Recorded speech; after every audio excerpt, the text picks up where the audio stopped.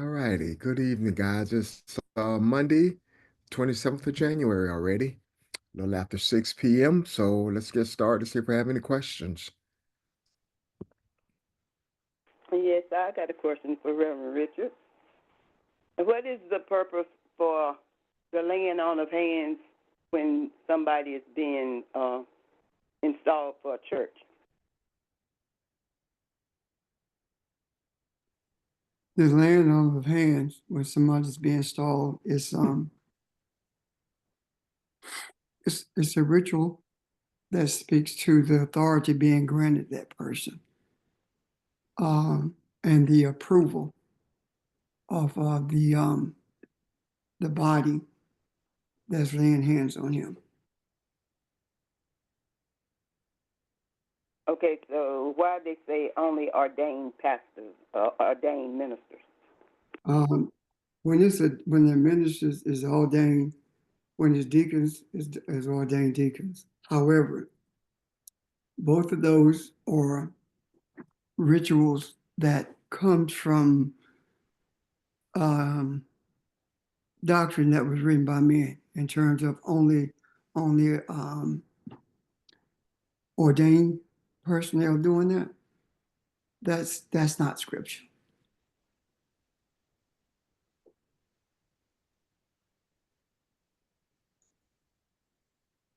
Could I Oh, also okay.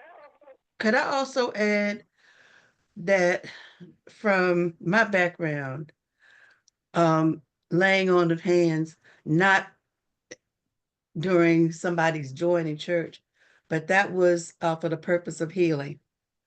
Oh, When I was a child, there were people who had healing hands, and I haven't seen or heard of any of them in many, many, many years.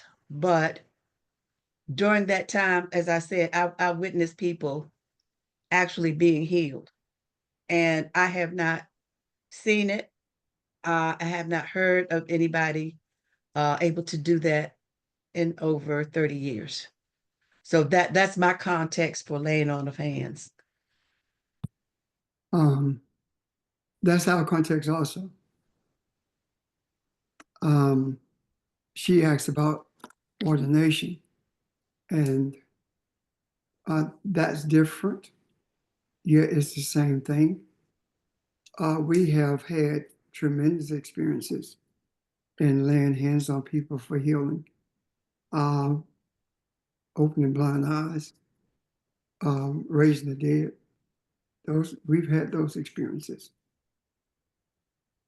Um, I wonder why we don't have them now. I believe that we don't have. Go ahead, Cheryl. No, for me, I believe we just aren't grounded. We aren't grounded the way our ancestors were. We are grounded the way even our parents were. And but I think we're getting back to that. I think we're reclaiming that through teaching or learning as we are. We're reclaiming our history. We're reclaiming who we are. And so I like to believe that our ancestors are leading us and guiding us to get us back to where we need to be. And I think that once we're there, that we will again see what we witnessed so many years ago. But I think they were so much closer to God and Maya than we were, than we than I say than I am. But that's my goal. I want to be one so that there's less of me and more of the spirit. That's where I want to be. That's where my mother was. And my mother was blessed with foresight. So there were a lot of things that she saw and warned people so they could be careful. And so that's my goal, to be one with the universe. That's my goal. Okay. Quite frequently, we lay hands on people to bring healing to them. We laid hands on people who had AIDS and they were delivered. But one time I heard a voice, and I think I said it to both groups, Foundation as well as Great Faith. This is what happened. I heard a voice say to me as I was actually praying one night, because when I prayed at night, it was silent prayer. But I heard the voice say, now that you have seen that this can happen, now you will learn why it happened. And it has not happened since then. I do believe that the laying on of hands was for us more so than the people who were being healed, to show us that we have that kind of power, that kind of authority. Suppose I tell you that I don't believe that we'll ever get back to that because it's not necessary. Suppose I tell you that, let me ask a question first. We were taught and we believed and we taught that God is the one who healed us, right? So suppose that happened that way to show us what could be. But now, since we know who we are, that we are God, that we are Elohim, we don't have to do it anymore. So how did God do it? Desire. We are the God who did it, but we didn't realize it. So I don't think it's really necessary to do that. However, I anoint people with oil if they're sick, and that's what they want. There doesn't have to be any physical interaction in order for spiritual things to take place. Does that help? Or anyone want to add something to that? Do you need clarity about that?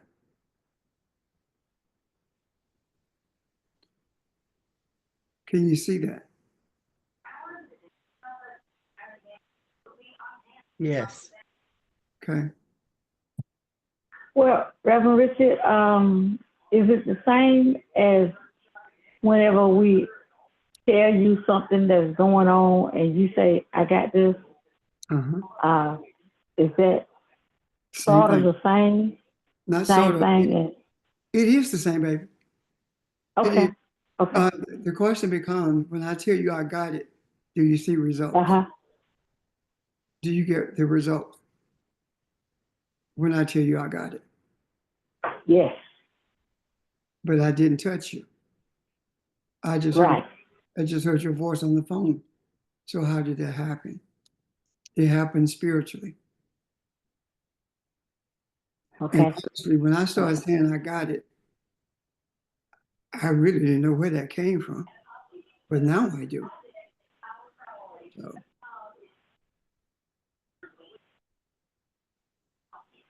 Okay. I was just making sure I was on the right page with you. Yeah, you're on the right track. Okay. Sure.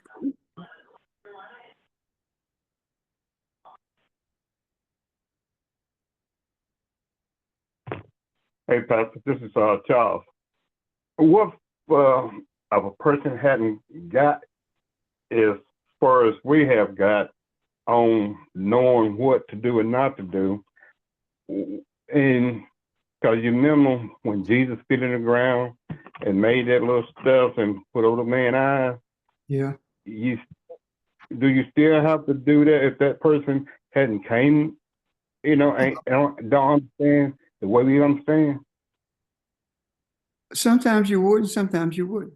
For example, if someone calls me and tells me something's going on, I say I got it. I don't have opportunity to touch them, and I have not had opportunity to do that really for 5 years, but it still works. However, there's some people want to be anointed, and if that's what they want, that's what happens. And the reason it happens that way is because that helps them remove the doubt that it can happen.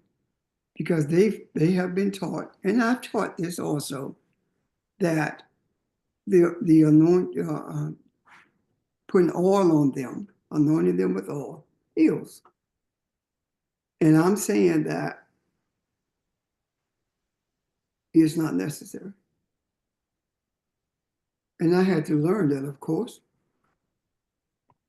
I think one of the reasons that we bought into it so deeply is because we were connected to charismatic churches. And that's what they did. Now, don't get me wrong, I've seen miracles take place by the laying on of hands as well as being anointed with the oil. And I'm sure some of you have seen it or experienced it also. That help, Charles? Yes, sir. Thank you. Questions, comments? Kathy, did you get your question answered? Yes, the reason I asked the question, yesterday I went to a friend of mine being installed in church, and this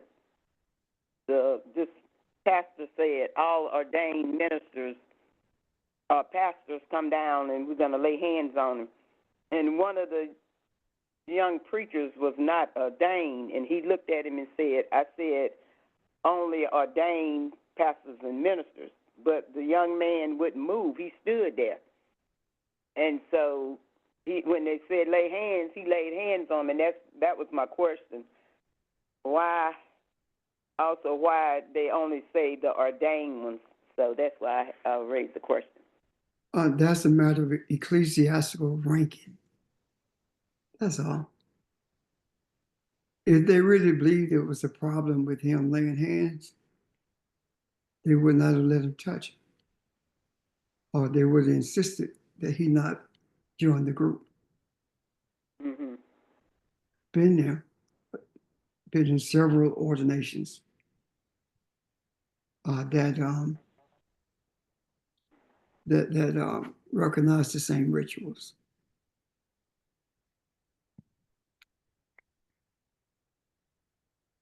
Okay, thank you. You're welcome. Thank you for asking the question.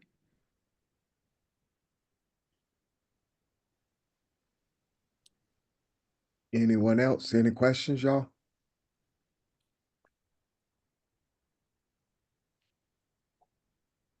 I have a question then. Kind of takes us back to where we were yesterday. I didn't follow up all the way on this because we end up going somewhere else, but I mentioned a dream that I've had, and I was saying that it took me a while to recognize these rooms that I built in my house. One contained things, and I didn't say this part either, but one's in the cellar and one's in the attic. But the stuff I put in the cellar is the stuff I didn't want to deal with. And the stuff in the attic is the stuff that that I turn to when I need something. And it took me a while to understand or have enough confidence in me to know that I am enough. whatever happens to me, I am enough, and I don't have to stumble every time.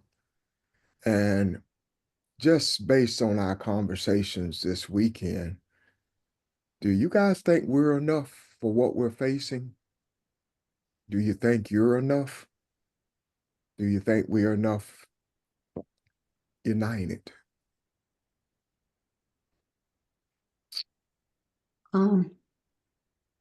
Ask yourself that question now.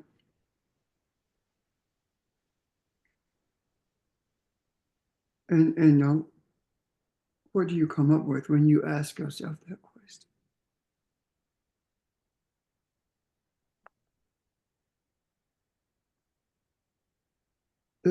Is there anyone who would like to speak to whether or not you believe you're enough and what that means to you?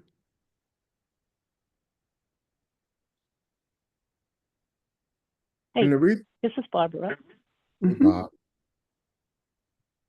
I yield. Go ahead. I think, I'm like Oh, Siri. okay. When you say, hey, Siri,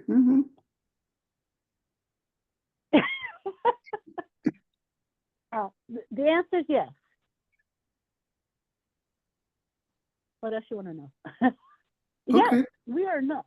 If we believe what we believe, we then have to believe we are enough. yeah, Otherwise, what is it that we believe? And why do we believe it? How can you, how much is too much? You know,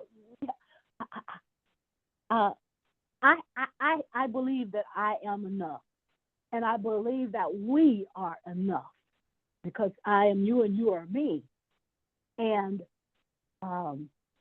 it has nothing to do, I mean, we've talked about this issue of, equal weights and stuff like that. It has nothing to do with that. It has to do with your heart and knowing who you are and knowing that you were created to be who you are, which means then you have everything that you need. If I believe that the Creator is all powerful, and I do, and I believe that I am the Creator as well, and I do, then I believe that I have whatever I need to provide whatever it is that's needed in terms of what enough means. Do I have enough compassion? Do I have enough mercy? Do I have, you follow what I am saying? I'm not talking yes, about Yeah. materialistic things. I'm yeah. talking about all those things that are even more important than that stuff. Yes, my answer is yes. Thank you. Your answer reminds me of I am. Well, I want to ask you something about that, Barb, if I may. Of course you may. Instead of having what you need, would it not be that you are everything you need? Yes. Yeah. Okay. Because you're Elohim. Thank you for that. Thank you for that clarification. Yes, ma'am. Yes.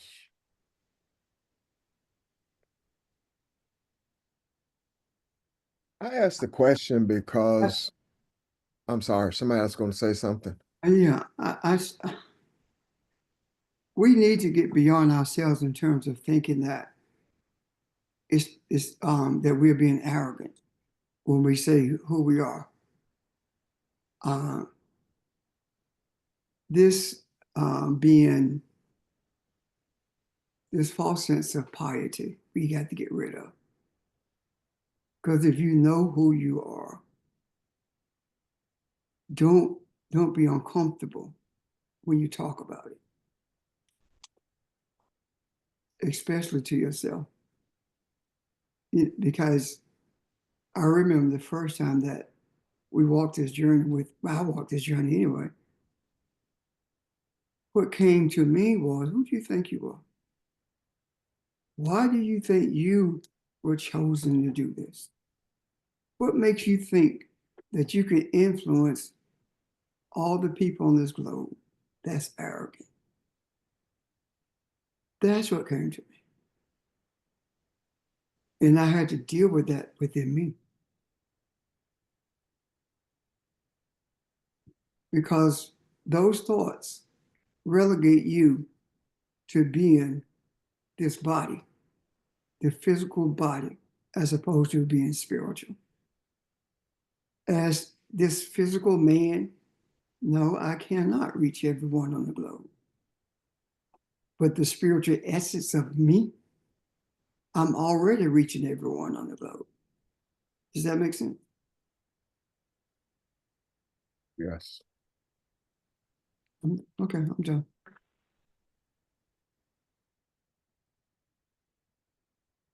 Anyone else? This is Vermel.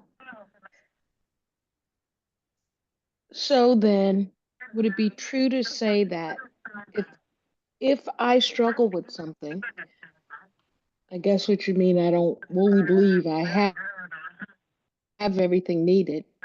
Would that mean I also think that being with this group, it's like a cord. They'll strengthen me where I fall short or where I'm weak. Can everybody make sure the phones are muted, please?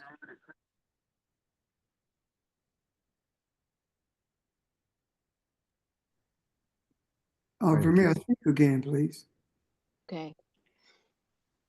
In the moments when I feel like I'm not enough, I remind myself I am with others that can provide the strength I'm lacking in. That's what I want to ask. Would that be true,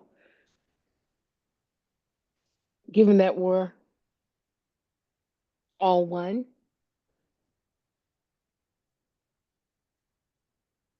Can I speak to that, Pastor, before you say anything? Um, I saw something on one of those news magazines the other morning, and they were talking about these big redwood trees in California. And these trees grow on average to be 200 feet high. And what he said was, believe it or not, as big as these trees are, the roots of the trees only go down 6 feet. The root only goes down 6 feet, but after it gets 6 feet, it spreads. And why does it spread? It spread because it's looking for another root. And the roots grab a hold of each other. So if you could look underground, what you will see is a network of roots all joined together as one. And to me, I like to think that's who and what we are. So as what Vermeil is saying, we talk about ancestors. I think you get that vision right here on this phone, on this line when we are communicating. I think this spirituality of this group is just that strong. That's my faith in what we have here. Well, it's even stronger than my faith. That's what I see here. So my answer to that is yes, we do strengthen each other. Yes, we do feel each other's energy. Yes, we do have an intimacy that can be felt, although we don't see half the faces here or hear half the voices. The no part of that is you're lacking nothing. Say it again, Pastor. She said if what she was lacking in, Okay. she lacks nothing. Lacks nothing.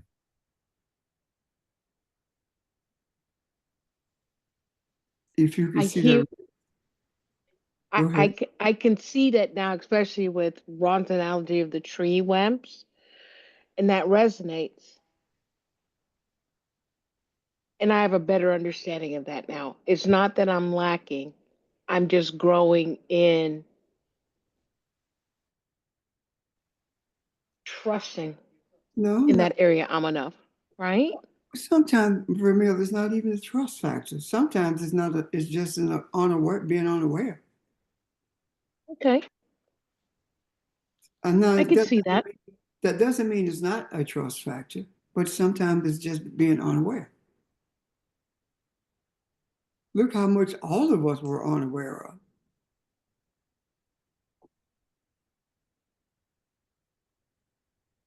That's a better word to use, unaware. Thank you. Mhm.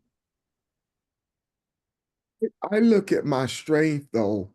My strength is you guys, but it's still my strength. Meaning that as Pastor and Monique and Kathy all know this, I've run into people in the past that need counseling or it's going through something, and I'll talk to them. And if I can't help, I'll say, I know somebody. I know somebody that can help you. To me, that's an extension of me because they trust me. So they'll trust whoever I send to them. So that's, I don't think there's anything that this group cannot handle. And when Kathy the other day talked about the love and George talked about the intimacy of it, that to me speaks to the fact that uh, nothing can be put us in a reactive mode. You're always going to be proactive because love and intimacy is always there. It's like somebody you care about. You're always there for them, no matter what happens to them. It may shock you initially, but you're there. So I just, after we finished, talked about fear and anxiety and all those things. Uh, I just thought it was important that we all know that we're one.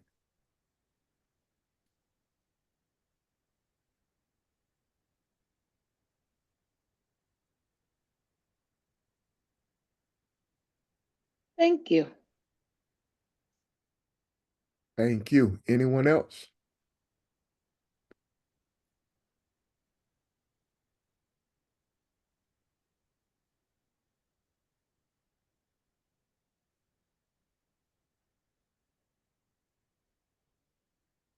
Okay.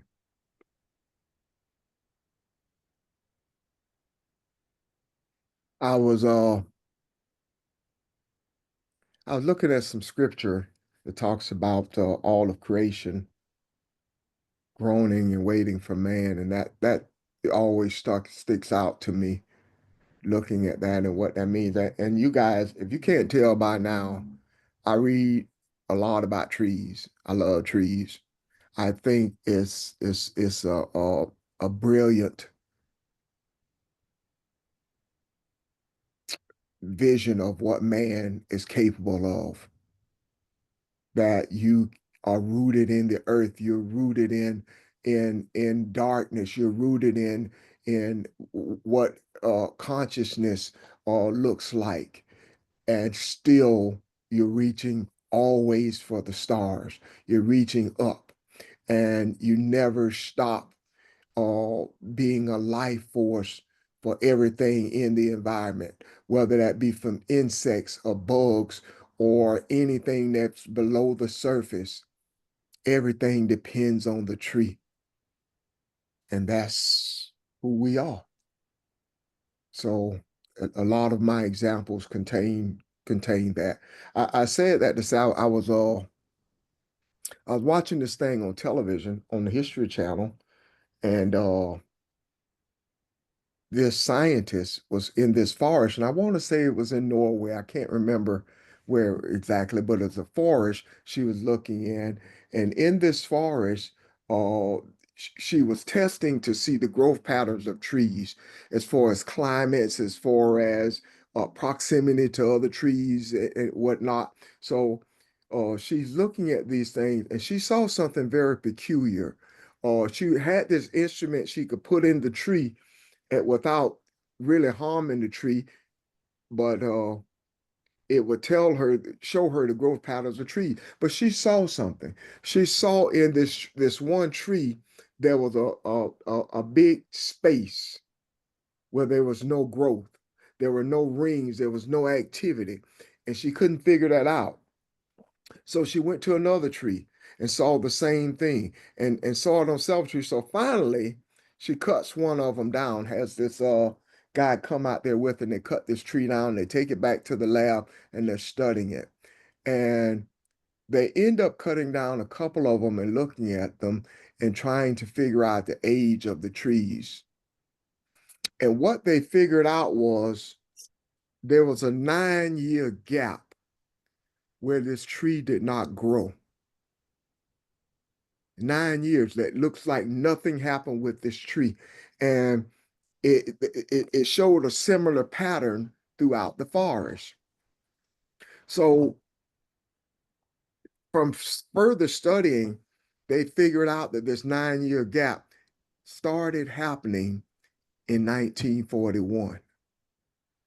And what happened in 1941 in this area where the forest was, the Nazis put their navy there, and they had the biggest warship, biggest destroyer in the history of warfare.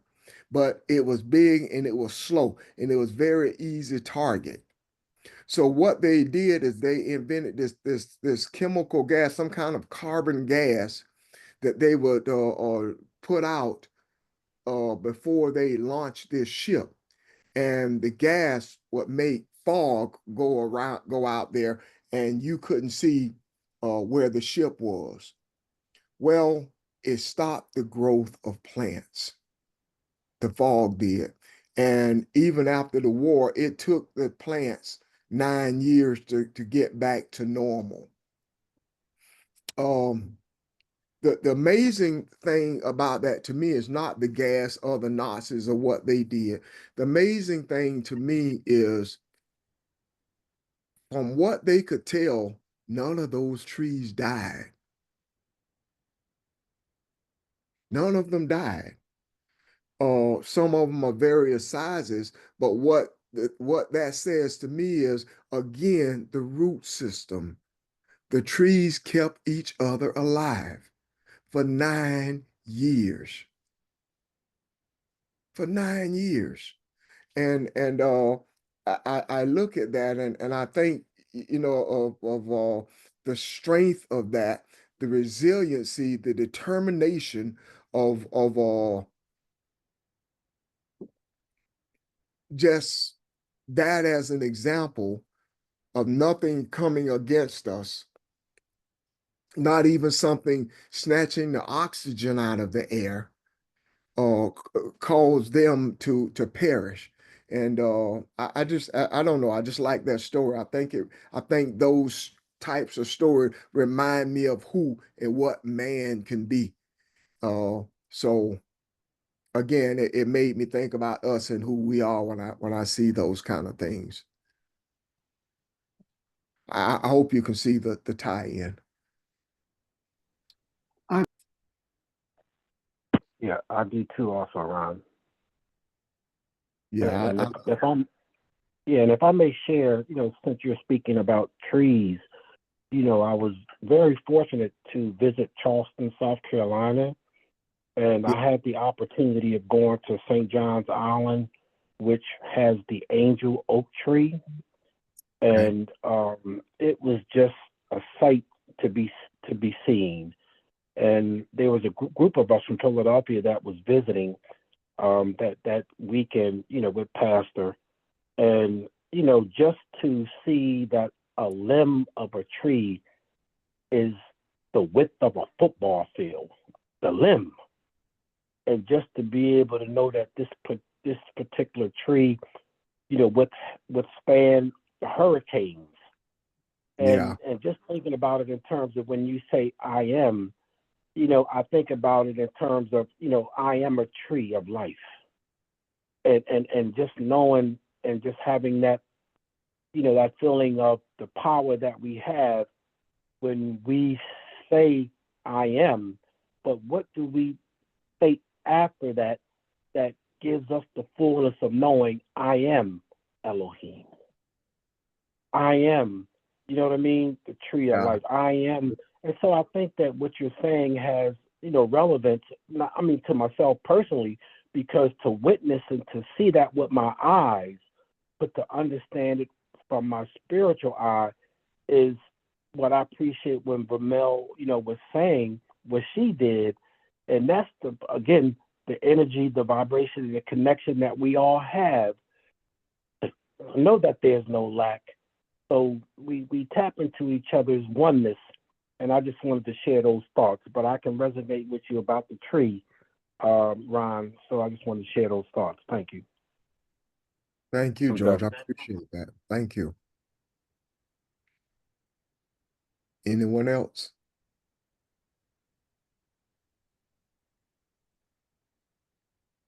I had one more story I thought about.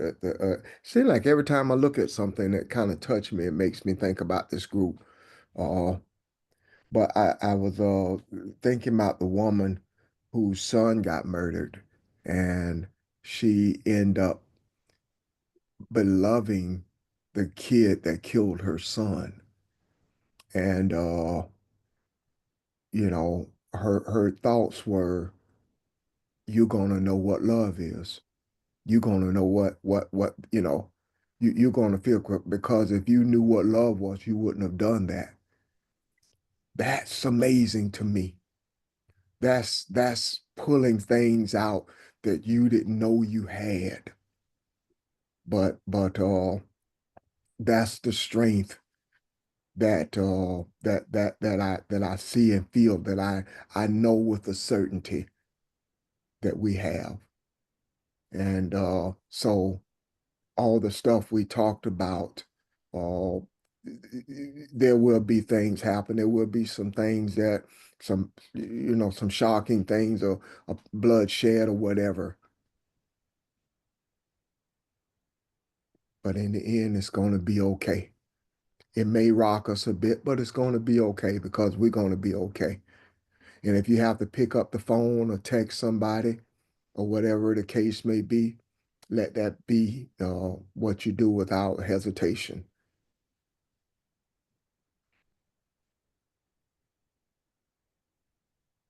And if nobody else have a question or comment, that's all I have.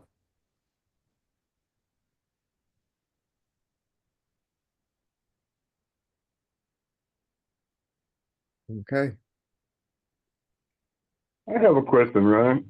I Yes, sir. mean, the question I have is about, we probably don't talked about it, or we probably not. Most people get buried, and you got some people, when they don't have the money, they do cremation. What do the word or scripture based on about people cremating people? I don't know, Charles. I don't know if it addresses it at all. Pastor, can you answer that? I've never seen it addressed in the scriptures, but I've seen it addressed in doctrine that Okay. the body should not be burned. Um, there are all kinds of things that's in doctrine that's not scriptural at all, and that's one of them. If it were as the doctrine says, that it is an affront to God for someone to burn to death, then what about people who get burned in houses or a car accident? Of course, cremation is different because that's 2,000 plus degrees, but it's still death by burning. So I don't lend any credence to that, Charles. And there are some people who are cremated because they don't want to put all that money into a funeral.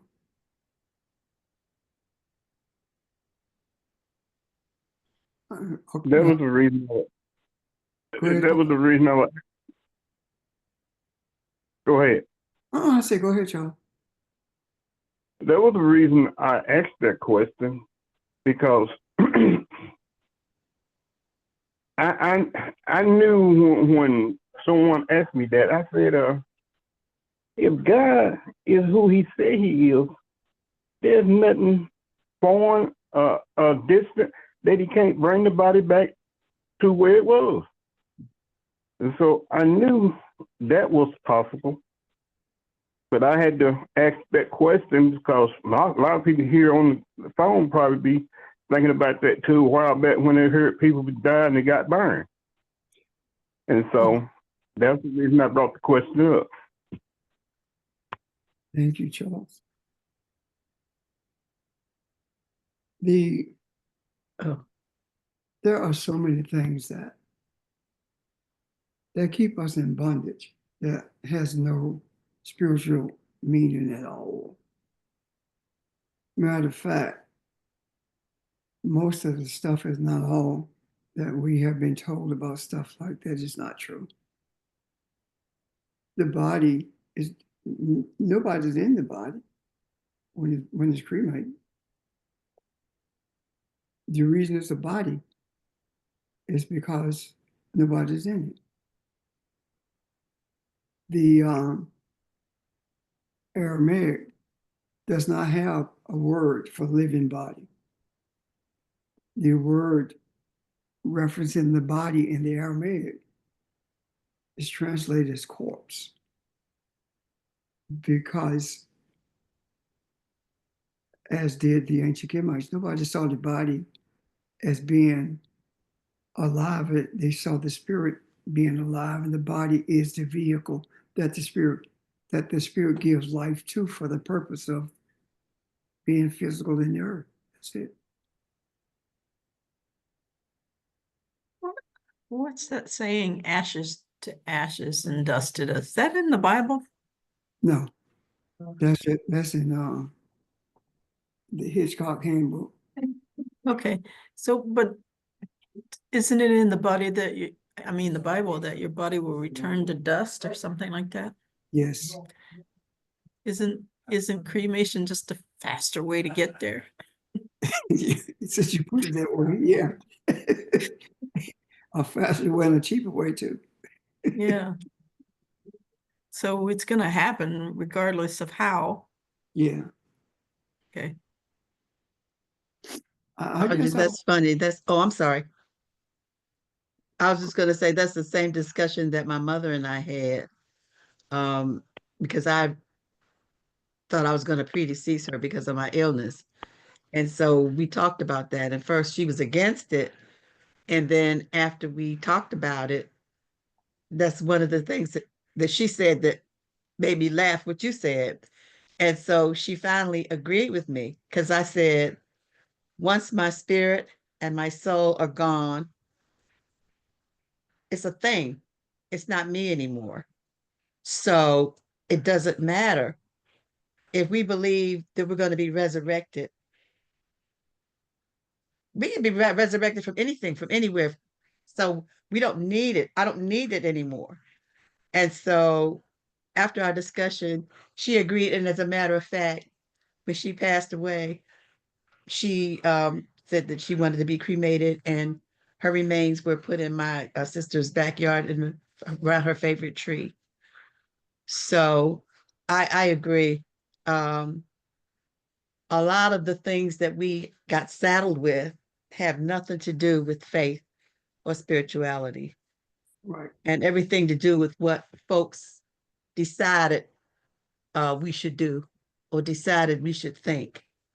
So I thank you again, because I keep remembering my training as Yeah. opposed to my learning from my parents and my family and my friends. So I thank you once again. Thank you. Some time ago, speaking to what Archie said about it getting it quicker. It was some time ago. What I did,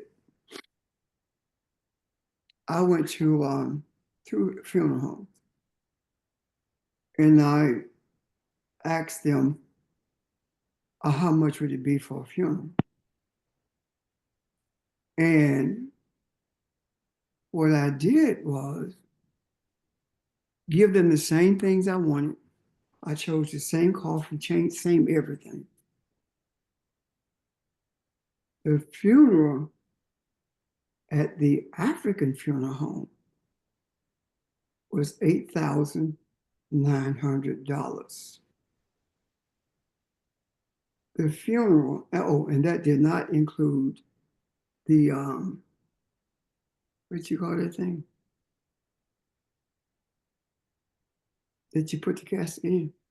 First, Opening of the grave or No, The box. the thing you put in. the box. Oh, yeah, the box. Box. the anyway, the vault is what I'm talking about. That did not include the vault. The vault was like $3,000, $2,500 more. So we talking about 10 grand easy, over 10. So I go to the funeral home that's owned by this white dude. And that same funeral with everything there was $4,500 and it included the vault. So how can it be that much of a disparity between those two? Because the coffin that I was looking at and comparing was $700. That's how much they paid for it.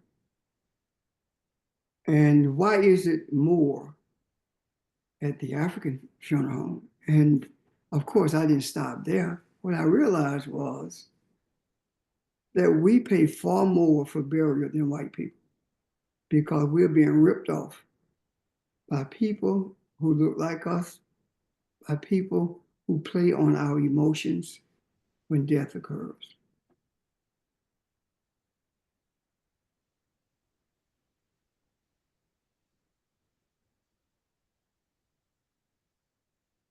Wanda, who was that?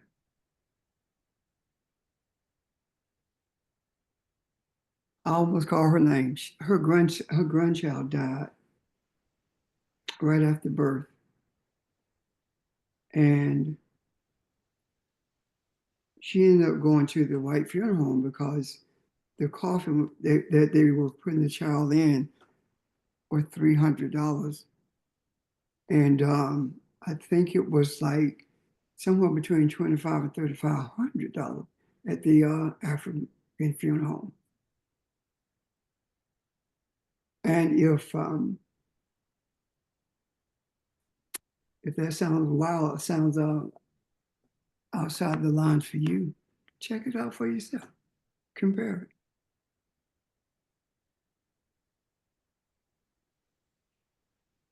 We have to stop doing things simply because somebody's black.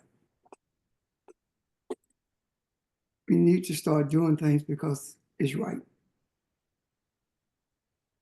Does that make sense? Yes, big time. We gotta just do it because it's right.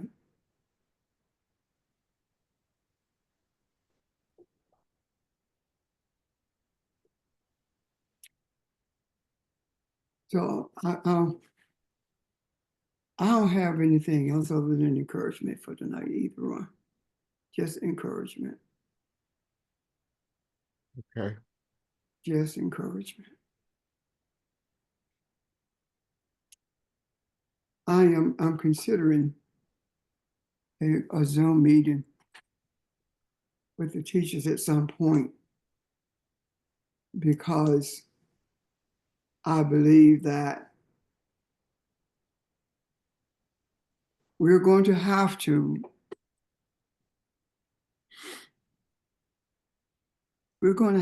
put more energy out there. We're going to have a deeper understanding of spirituality than we currently have. And believe you me, we understand a heck of a lot more than we ever did. We are in a different era right now. And we talked about earlier that we were bringing in the inauguration, but it's different. It's a spiritual inauguration. And I do believe that there are some things that we probably need to delve into and get some clarity on them, and then bring it to the body, everyone else. Because I don't think that we have a real grasp, I should say. I don't think we maybe have a real grasp on what we are dealing with now. What do you think? I think we see it. We talk about it. But I think we maybe need to determine or seek or understand how to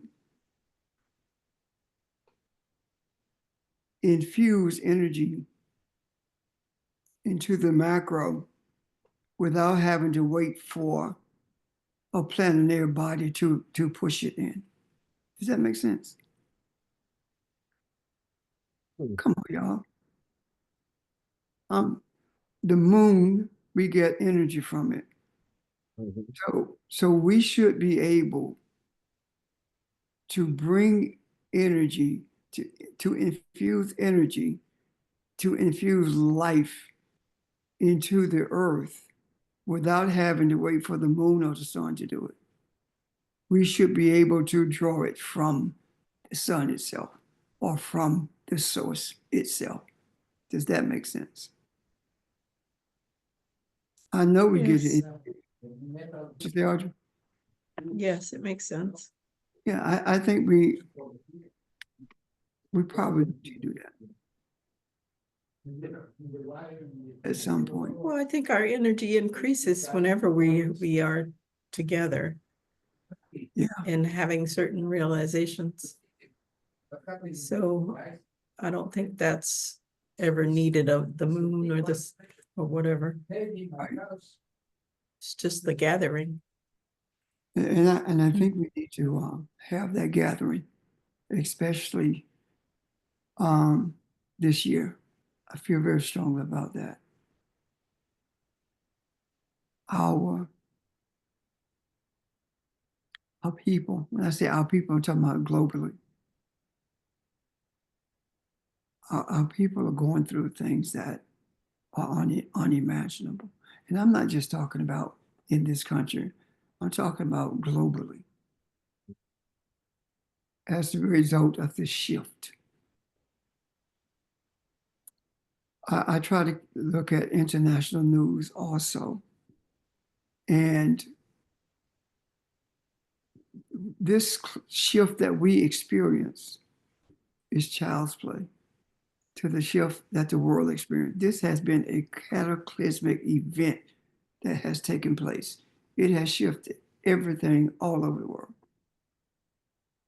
And we need to come together, I do believe, to increase that energy for the purpose of mankind.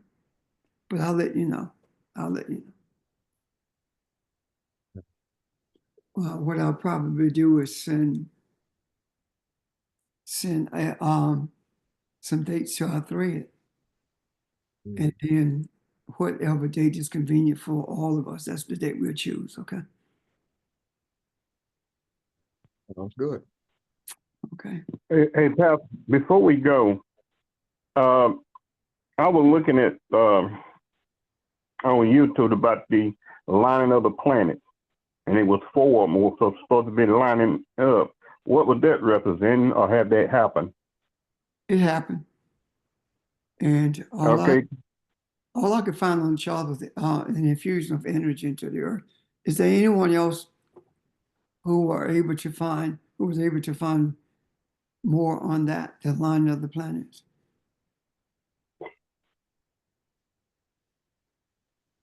That's strange. You know why? there has not been one astrological event that we have not been able to find enough information on it from indigenous people of the past, from our ancestors, to understand what it means. This is the first one that I can remember anyway. So what does that mean to you, that we don't have to look that direction anymore, that we understand the path, or we understand energy fields? And It says to me, or at least it was saying to me, that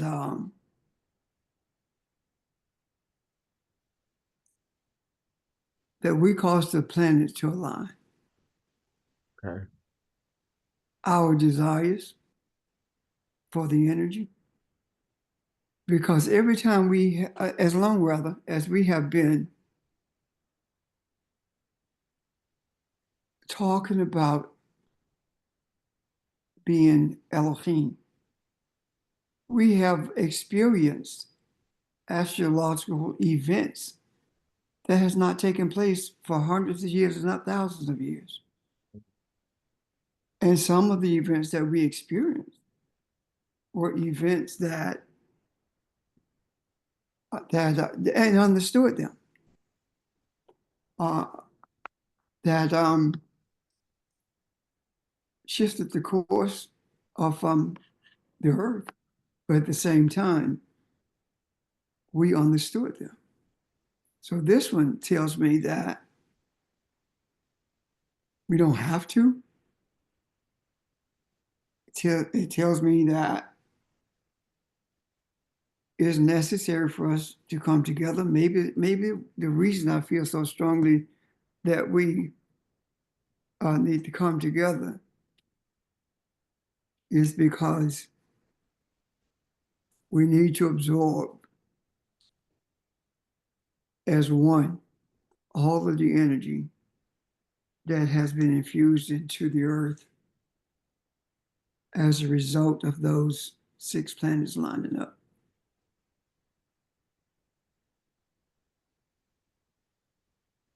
Does that help you? That makes sense, Ron? Yeah, I'm wondering, the energy is going to come into the earth regardless of what we do or don't do. Does that mean that it can be misused by someone else who may not even be aware of it, simply because no one, I guess, kind of took advantage of the opportunity?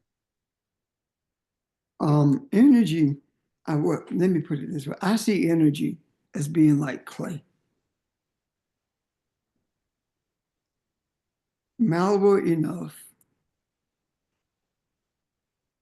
for you to mold it into what you want it to be, as opposed to what it should be. Yeah. And I believe that we are not, I see, when I say one yet many with Elohim, right? Mm-hmm.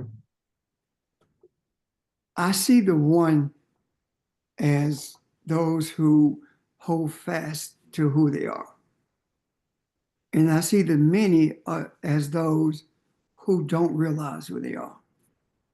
And that is the reason we are able to put it in the macro and they can receive it, or we are able to be the source of truth, even though they may be in China. Mm-hmm. Because it is an impossibility for all of humanity to come from the same place, and its origin doesn't have some kinds of residual effects on it. Does that make sense? Yeah. And maybe what I'm trying to say is that it's time to consolidate the energy that we have received. Does that make sense? And I do know, as well as the rest of us, I'm certain, when we come together, the teachers come together, everything changes. It's like a regeneration, you know? Yeah.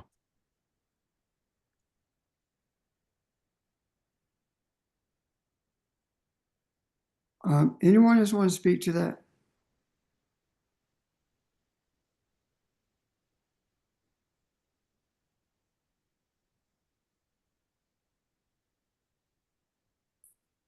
Okay. Well, when at some point I'll put it in the thread and we'll go from there, guys. Okay. Okay.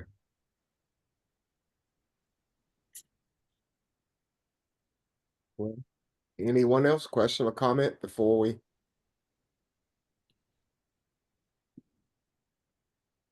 Okay. Well, I hope you have an awesome week. You are going to have an awesome week. Yes. You are going to have one. So the Belize is very Thanks, long bye. time. Yeah. Thank We you. needed we could dive See in you later to our awesome week. early in the morning. Bye-bye. Bye. Okay. Bye-bye. Bye-bye.